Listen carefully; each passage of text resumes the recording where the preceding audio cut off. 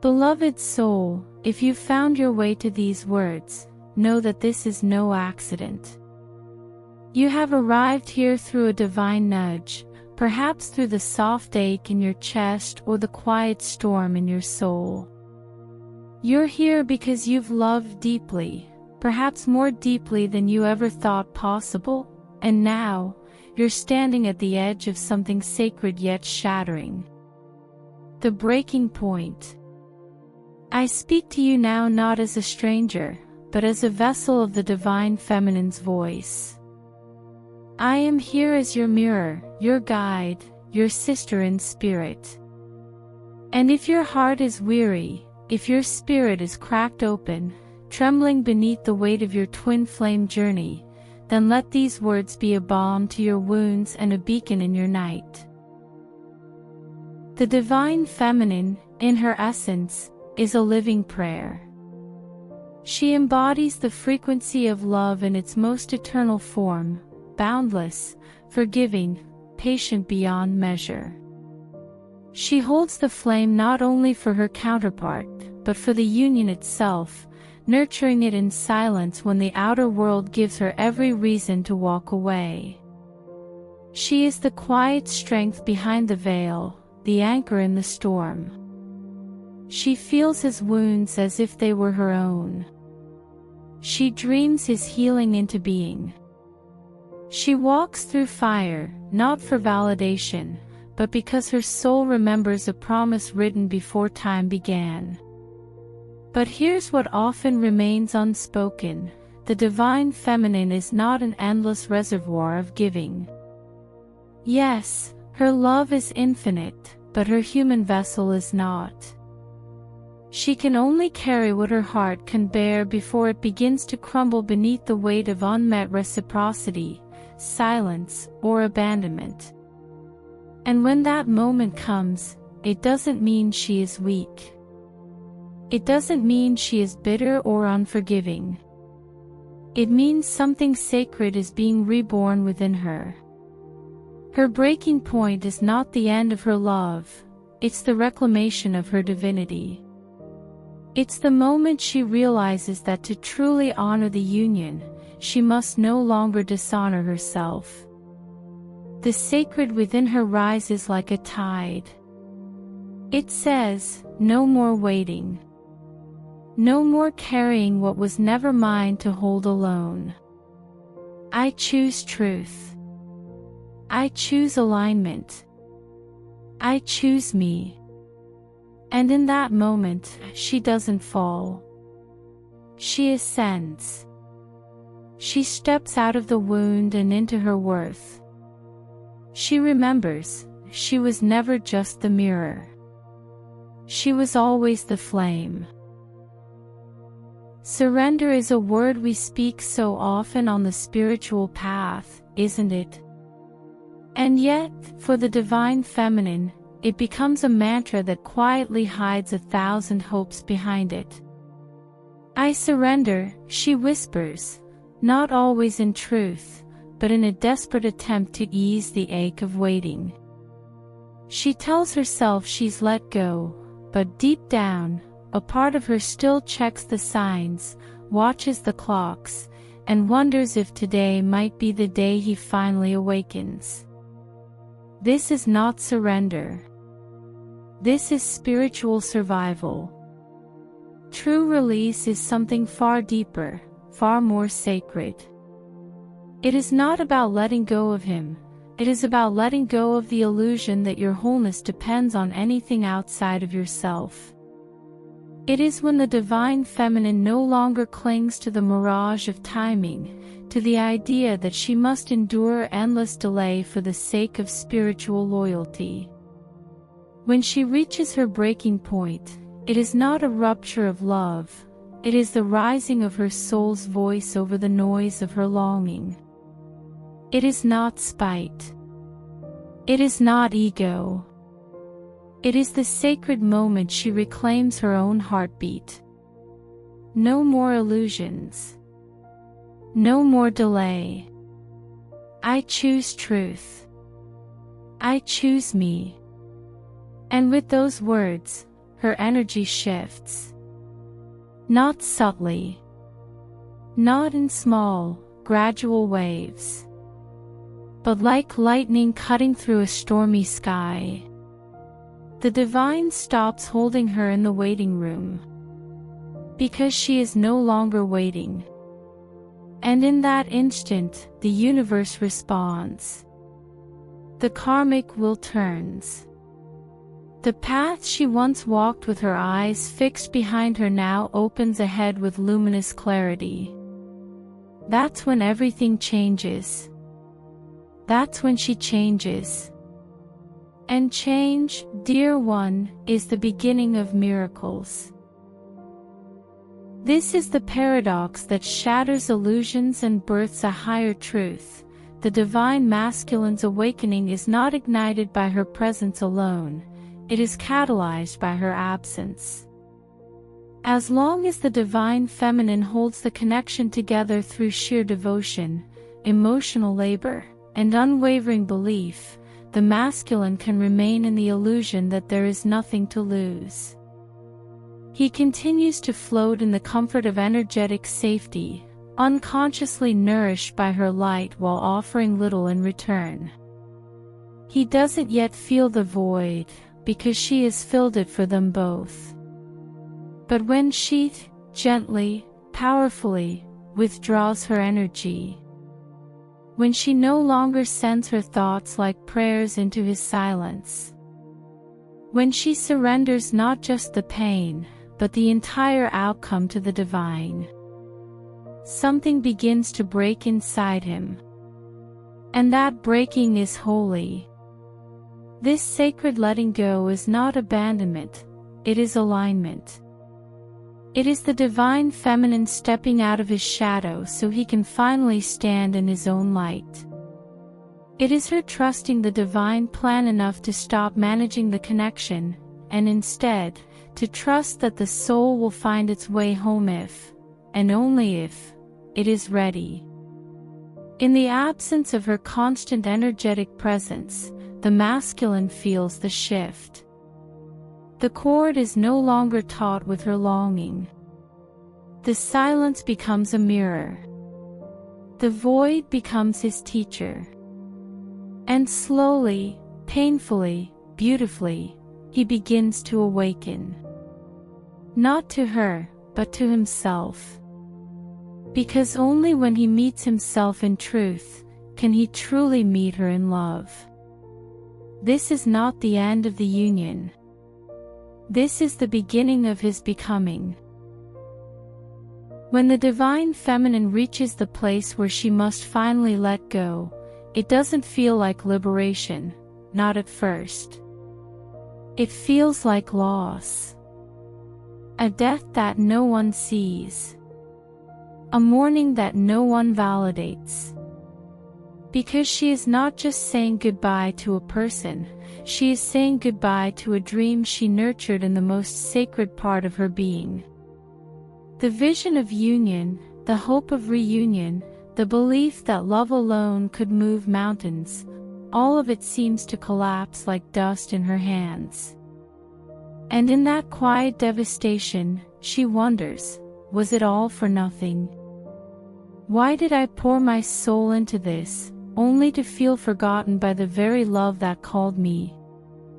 Oh, beloved, I hear you. I see the weight of those tears. And I want you to know this with every cell of your sacred being, it was never for nothing. Your love was not wasted. It was medicine. It was an ancient fire burning through generations of karmic debris. It was a frequency so pure it disrupted timelines, restructured energy grids, and cracked open the very soul of your counterpart, even if he doesn't yet know how to name that awakening. You were not naive. You were devoted. You were not abandoned. You were chosen, by spirit, to walk a path only the brave dare to tread. And yes, it hurts. Because real love does. Because when love is divine, it asks everything of you. But this grief, though holy, is not the end. It is the ashes from which you will rise. Not as someone waiting to be loved, but as the embodiment of love itself. After the sacred goodbye, there is silence. Not the kind that echoes with loneliness, but the kind that feels like sacred stillness after a storm. And in that space, something begins to stir within her. When the divine feminine finally releases the attachment, the waiting, the over-identification with the role of the one who holds it all together, she steps into something vast and breathtaking, her true self. She remembers that her worth was never tied to whether or not her twin returned. Her value was never dependent on being seen, chosen, or pursued. She is not a half looking for completion. She is the whole universe remembering its shape. And as she rises in this knowing, she doesn't need to force, to push, or to chase. Her frequency does the calling. Her alignment becomes her magnetism. People, opportunities, healing, and peace begin to gravitate toward her, not because she is seeking, but because she is being. This is when the energy truly shifts. No longer entangled in expectation, her soul radiates sovereignty. And the masculine, subtly, quietly, feels the change. The energetic nourishment he once received from her devotion is no longer there. The background hum of her constant love has gone quiet. And suddenly, he feels it. Not an egoic emptiness, but a soul-deep ache. The kind of ache that only arises when a mirror goes still and the silence becomes louder than words. This is not about punishment. It is the invitation. The wake-up call. The soul whisper that says, your counterpart has remembered who she is. Now it is time to remember who you are. From the ashes of what was, a new reality begins to take form. One built not on longing, but on truth. So many of you come to this threshold, aching and exhausted, believing that this must be the end. That letting go means closing the book.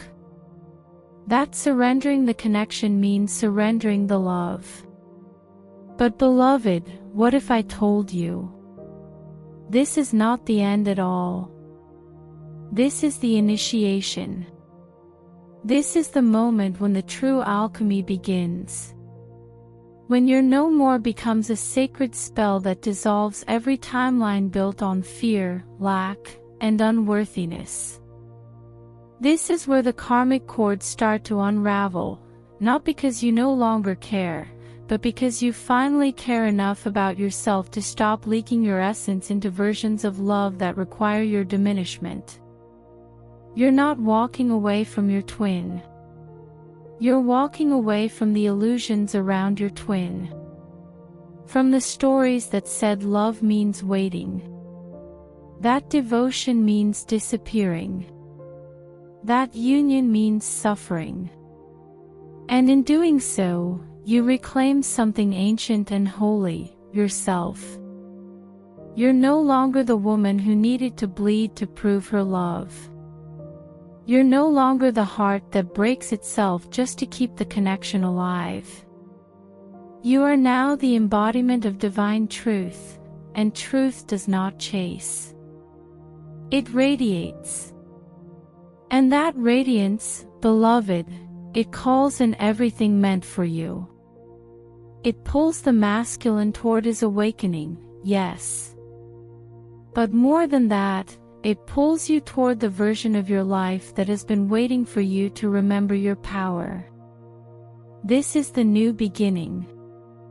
The one that no longer starts with longing, but with sovereignty, with wholeness, with love that finally includes you.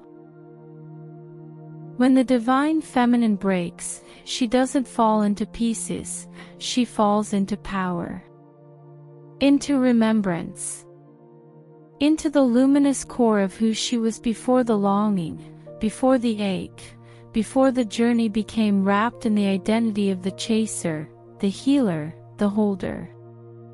This is not a collapse. This is a sacred return. She rises, not in resistance, but in resonance. Not to prove her worth, but to embody it. No longer searching for home in another's eyes, she finds it within the sacred chambers of her own heart. She becomes the lighthouse, not moving, not pleading, not dimming, but radiating with such steadiness that only those truly ready for her light can approach without fear. This is the beauty of her return to self. She no longer needs her twin to complete the story. And because of that, the story changes. If the divine masculine is to return, it will not be to the woman who once overgave, who once held all the weight. It will be to the queen who walks in alignment, who speaks from soul, who knows her value without demanding to be seen. He will return only if his soul has met itself, and in doing so, can meet her. But whether he returns or not is no longer her axis, because she has become her own. She is whole. She is sovereign. She is the embodiment of divine love, within herself, for herself. And that, beloved, was the purpose all along. Not to be claimed, but to remember who you are. Beloved, if you're hearing this with tears in your eyes or a lump in your throat, I want you to know, you are not broken. You are birthing something sacred. You are becoming the woman, the soul, the light you were always meant to be.